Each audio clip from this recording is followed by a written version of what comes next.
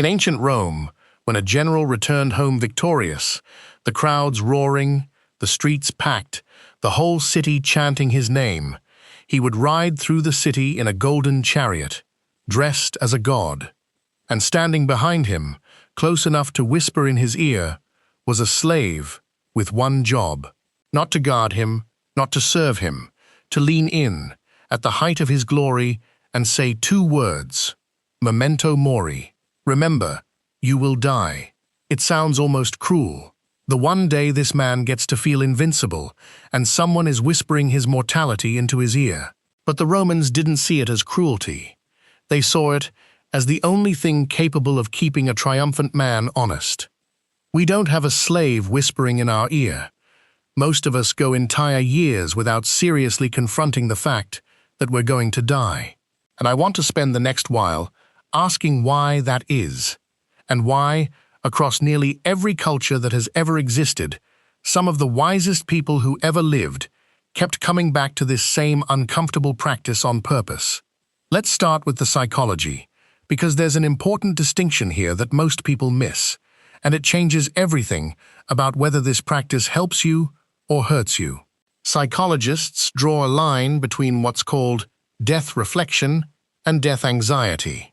Death anxiety is the emotional, often overwhelming distress that mortality can trigger, the spiral, the dread, the sense that nothing matters.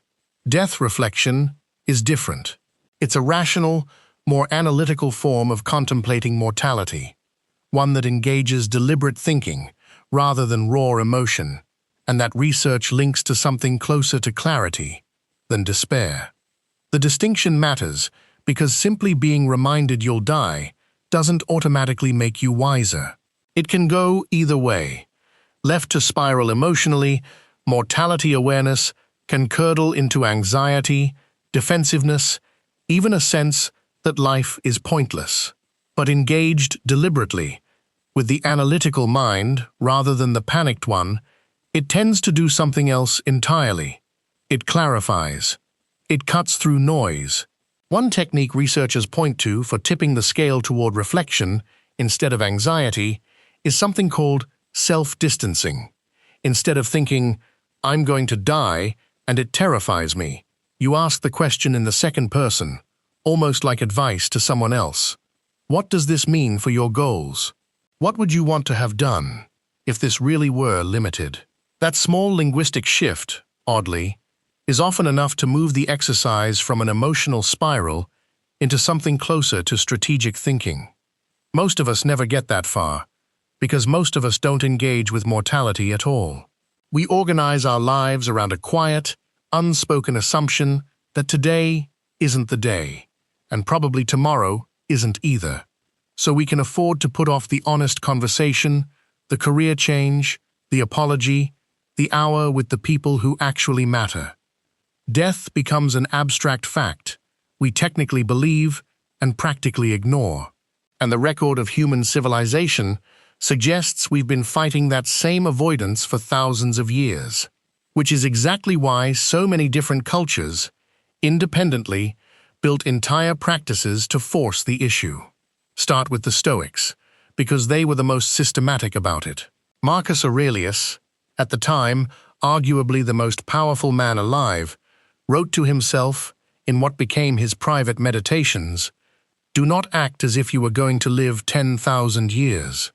Not as a threat, as a corrective, aimed at himself against the particular blindness that comes with power and time feeling limitless." Seneca, in his letters, described a related discipline, treating each day almost like a ledger, balancing the account before it closed, so that no day passed unexamined, as though it might have been spent on something that mattered and wasn't. And Epictetus went further into the uncomfortable territory most people avoid entirely. He suggested that even when kissing your own child goodnight, you quietly acknowledge, to yourself, that this person is mortal too. Not to court tragedy, to stop taking the people you love for granted simply because losing them isn't scheduled for today. That idea, that mortality, applies not just to you, but to everyone and everything you love, is part of why this practice shows up so persistently outside Stoicism too. Shakespeare put a version of it into English print for the first time in Henry IV. Tolstoy, near the end of his own life, wrote about it directly in The Pathway of Life. And centuries later, Steve Jobs stood in front of Stanford's graduating class and told them that remembering he'd be dead soon was the most important tool he ever had for major decisions. Because, in his words, almost everything, expectations, pride, fear of embarrassment, falls away in the face of death, leaving only what truly matters. It's not only philosophers and writers who built their thinking around this. Entire art movements were constructed to force the same confrontation visually. Medieval and Renaissance painters produced what's called danse macabre, the dance of death, images of skeletons leading kings, popes, merchants, and peasants alike in the same procession, a blunt visual argument that death doesn't check your rank before it arrives. A related genre, vanitas, filled still-life paintings with skulls sitting next to fine wine, jewelry, musical instruments, and ripe fruit. Worldly pleasure and mortality painted side by side, deliberately, so the eye couldn't look at one without the other. Even clockmakers got in on it. Some old clocks were engraved with Latin phrases like vulnerant omnes, ultima necat, every hour wounds, the last one kills, or simply ultima forsan, perhaps the last. Imagine glancing at the time and being told, quietly, in Latin, that this hour might be your last one. And this wasn't a uniquely Western obsession. Buddhist practice includes something called maranasati, mindfulness of death, a formal meditation on mortality, used not to produce despair, but to sharpen presence. The Book of Ecclesiastes, in the Jewish tradition, states plainly that the same fate meets every living creature, human and animal alike, as a way of leveling the pretensions we build around our own importance. Christian tradition carried a version of it too, from dust to dust, in Genesis to the older wisdom text Ecclesiasticus, which argues, almost like a piece of practical psychology thousands of years early, that remembering your end helps keep you from sin in the first place. That mortality, held in mind, functions as a kind of moral compass. So, here's the actual argument underneath all of it, stated plainly. Finitude is what gives any of our choices weight in the first place. A conversation matters more, not less, because it won't happen forever. An ordinary afternoon becomes valuable precisely because it's one of a limited, unknown number remaining. Remove the deadline entirely, and nothing you do would carry any particular urgency at all.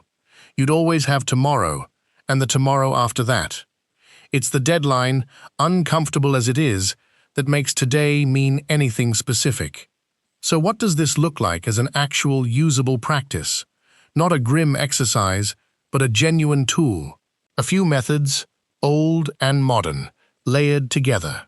The simplest is just using mortality as a filter for decisions in the moment, catching yourself mid-worry and asking, honestly, is this worth the limited time I actually have?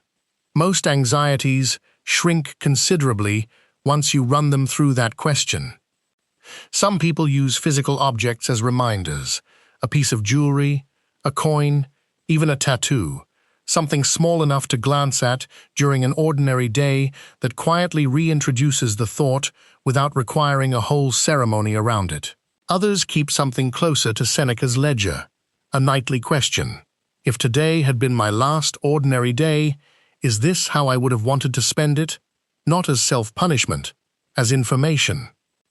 And for anyone who finds the direct version too heavy, there's a gentler entry point supported by the same research.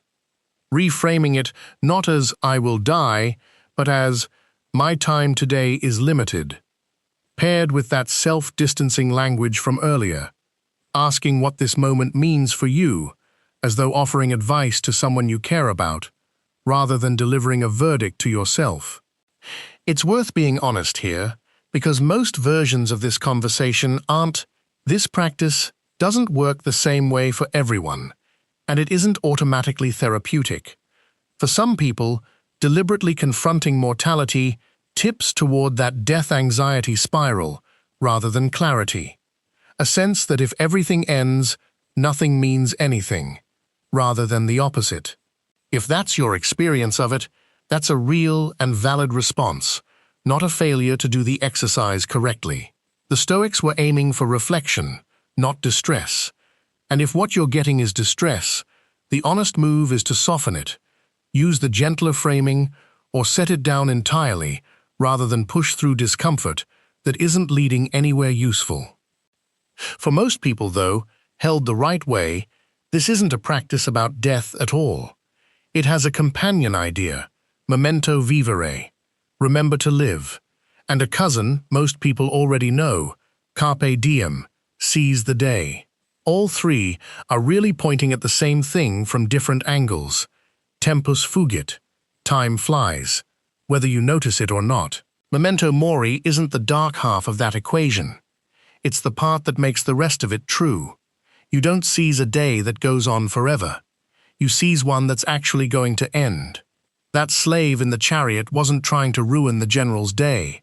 He was handing him the one piece of information capable of keeping the celebration honest, that the glory, the crowd, the golden chariot, all of it, was temporary, and so it mattered more, not less, that he was standing in it right now. You don't need someone whispering in your ear to borrow that same clarity. You already know you will die. The only real question Memento Mori ever asks is what you're going to do with that knowledge. Let it quietly disappear into denial, or let it finally show you what's actually worth your attention, today, while you still have it. If this gave you something to think about, you are exactly who this channel is for.